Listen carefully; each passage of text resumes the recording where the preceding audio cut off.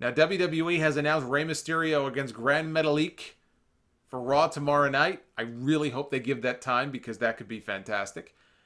They're really loading this show up tomorrow night. They're announcing a ton of stuff in advance. We've got Mysterio against Metalik, King of the Ring triple threat with Ricochet rather, Joe and Corbin.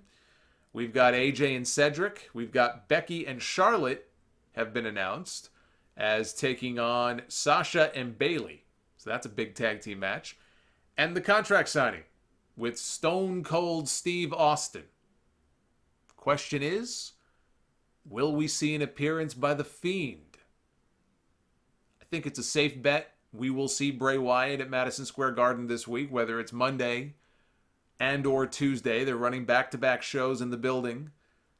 I think it's more likely that, I shouldn't even say more likely, because I think that there's a very good chance we'll see him on both shows.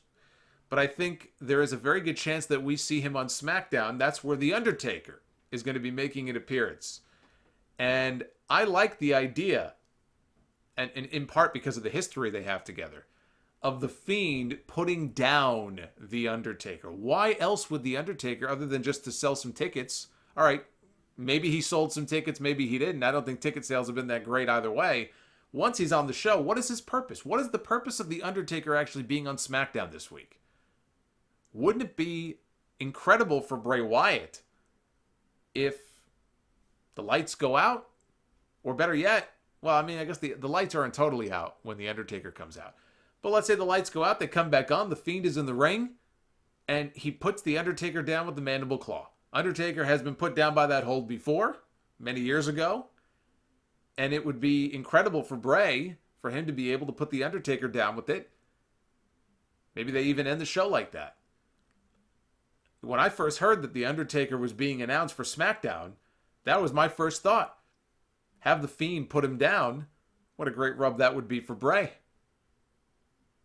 But now that he's been announced as challenging the Universal Champion at Hell in a Cell, it would make more sense for him to show up on Raw tomorrow night and do something there, or at least make an appearance. I think he could add Stone Cold and The Undertaker to his hit list. You want to make an impact with this guy? I can think of no greater impact this week for this guy to make than putting down Stone Cold Steve Austin and The Undertaker on back-to-back nights inside Madison Square Garden. No bigger thing could they do with him this week than to put down Austin and The Undertaker and MSG on consecutive nights. But it would make more sense for him to be on Raw and show up or interfere, whatever word you want to use, during the contract signing. Because he's already made it clear he's challenging Rollins or Strowman. It's going to be Rollins. But he's either challenging Rollins or Strowman at Hell in a Cell for the championship. Well, it makes sense that he would want to make his presence felt. Stone Cold's there. He's the moderator. Stone Cold gets caught in the line of fire. And maybe he gets some offense in, but stick that claw down his gullet. You put down Austin. Hey, Austin rarely lets himself look weak on TV. I cannot remember the last time that Austin did any sort of angle on television where he was left laying by a current roster star. Other than Becky giving him a stunner on his TV show last week. That doesn't really count. But I think it would really help put The Fiend over that much more for him to put Austin down with that claw, and it gets that move over. Every time he puts a big name down with that hold. I know what the mandible claw is. A lot of you know what the mandible claw is. We saw Mankind use that claw many, many times.